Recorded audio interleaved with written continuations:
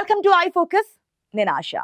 మన దేశంలో కాలుష్యం ప్రమాదకర స్థాయిలో పెరిగిపోతోంది. దేశంలోని పలు ప్రధాన నగరాలు కాలుష్య కోరల్లో చిక్కుకున్నాయి. కాలుష్యం కారణంగా మానవాళికి ప్రమాదం పొంచి ఉంది. అందుకే కాలుష్య తీవ్రతను తగ్గించేందుకు ప్రయత్నాలు జరుగుతున్నాయి.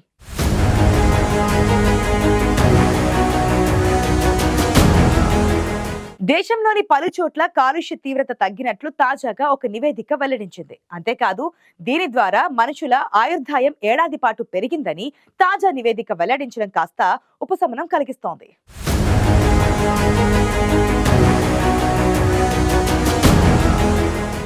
మన దేశంలో ఇటీవల కాలంలో కాలుష్యం విపరీతంగా పెరుగుతోంది. ముఖ్యంగా అత్యంత రద్దీ గల ప్రధాన నగరాల్లో కాలుష్యం విపరీతంగా పెరుగుతోందని పలు నివేదికలు స్పష్టం చేస్తున్నాయి. కాలుష్యం కారణంగా మనుషులు తీవ్రంగా అనారోగ్య పాలవుతున్నారు. కాలుష్య ప్రభావం క్రమంగా పెరగడం మానవాళికి ఏమాత్రం ప్రయోజనకరంగా ఉండదు. అందుకే కాలుష్యం తగ్గించేందుకు ప్రభుత్వాలు ఎన్నో రకాల చర్యలు చేపడుతున్నాయి. కాలుష్యం ఈ స్థాయిలో పెరగడానికి వాహనాలు, కర్మాగారాలు, విషవాయువులను ఉత్పత్తి చేసే ఇతర ఫ్యాక్టరీలు వంటివి కారణం. అయితే కాలుష్యం గురించి దేశవ్యాప్తంగా ఆందోళనలు తీవ్రమైన నేపథ్యంలో ఓ నివేదిక కాస్త ఉపశమనం కలిగించింది.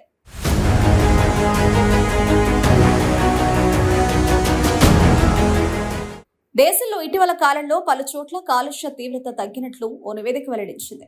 2022లో కాలుష్య రేణువుల స్థాయి 19.3% తగ్గినట్టు తాజా నివేదిక పేర్కొంది.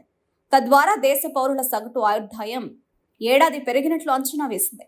అయితే కొన్ని రాష్ట్రాల్లో కాలుష్యం తగ్గినా అనేక ప్రాంతాల్లో కాలుష్య ముప్పు అధికంగానే ఉందని తెలిపింది. కాలుష్య తీవ్రతకు సంబంధించి ఎయిర్ క్వాలిటీ లైఫ్ ఇండెక్స్ 2024ను యూనివర్సిటీ ఆఫ్ చికాగోలో ఎనర్జీ పాలసీ ఇన్స్టిట్యూట్ రూపొందించింది. 2021తో పోలిస్తే 2022లో భారత్లో PM 2.5 స్థాయిలో క్యూబిన్ మీటర్లకు 9 మైక్రోగ్రాములు తక్కువగా ఉన్నట్లు గుర్తించింది. పశ్చిమ బెంగాల్, జార్ఖండ్లోని పలు జిల్లాల్లో కాలుష్య స్థాయిలో గణనీయంగా క్షీణించినట్లు పేర్కొంది. కాలుష్యం తగ్గిన భారత్లోని 42% పౌరులు గాలి నాణ్యతా ప్రమాణాల కంటే ఎక్కువగా ఉన్న ప్రాంతాల్లోనే నివసిస్తున్నారని తాజా నివేదిక వెల్లడించింది.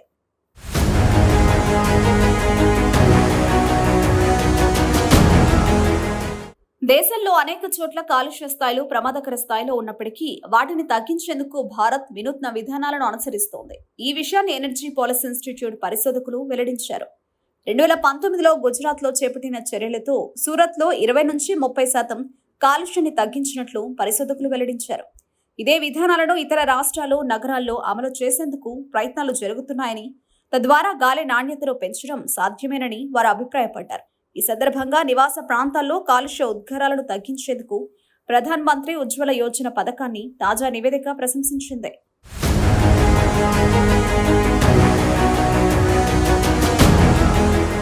ప్రపంచ ఆరోగ్య సంస్థ ప్రమాణాల ప్రకారం కాలుష్య సూక్ష్మ రేణువుల స్థాయి క్యూబిక్ మీటరుకు 5 మైక్రోగ్రాముల వరకు మాత్రమే ఉండాలి.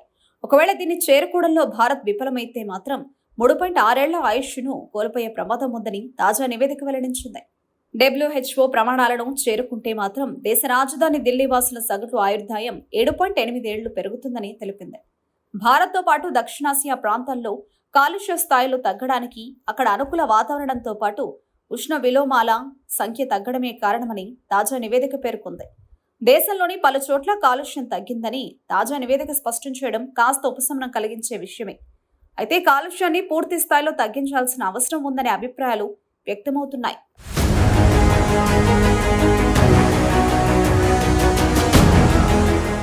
గత కొంతకాలంగా దేశంలోని ప్రధాన నగరాల్లో కాలుష్యం పెరుగుతోందనే ఆందోళన నేపథ్యంలో పలు చోట్ల కాలుష్యం తగ్గుతుందని తాజా నివేదిక వెల్లడించడం ఉపశమనం కలిగించింది. అయితే కాలుష్యాన్ని పూర్తి స్థాయిలో తగ్గించాల్సిన అవసరం ఎంతైనా ఉంది.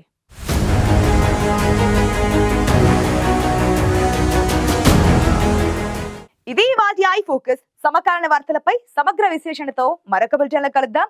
అంతవరకు చూస్తూనే ఉండండి ఐ న్యూస్. మీతోనే మీ వెంటే.